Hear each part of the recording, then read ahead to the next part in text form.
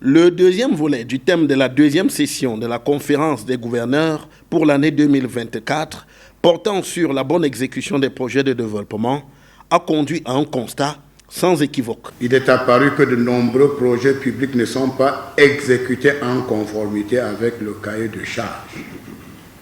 La conséquence étant des lenteurs dans l'exécution de certains projets de développement, tandis que d'autres sont carrément abandonnés. De leur côté, en évoquant la situation sur le terrain, les gouverneurs de l'Adamawa et du Nord-Ouest ont indiqué être dans le bon tempo.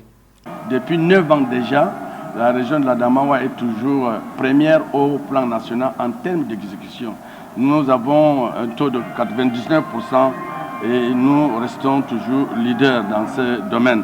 Plan de sécurisation, des grands travaux qui ont repris depuis plusieurs mois sur l'ensemble de la région. Le Nord-Ouest est le théâtre de la réalisation de la route Bafoussam-Bamenda. Le tronçon Matassam-Bamenda va bientôt être achevé par l'entreprise Burns. Dans la région du Sud, si l'on souligne n'avoir pas de projet à conduire, on s'emploie néanmoins à en assurer la bonne exécution. Ces projets sont généralement gérés au niveau central, mais nous mettons en place des dispositions pour que ces projets soient exécutés dans la sérénité, dans l'ordre et la sécurité.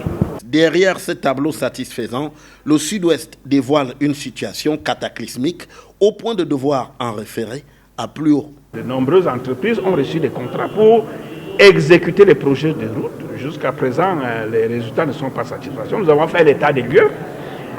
Les concernants ont été appelés à l'ordre. Les procédures sont engagées.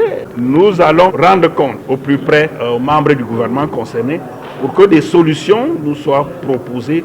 Les chiffres du taux d'exécution du budget d'investissement public permettront d'en savoir plus sur cette question.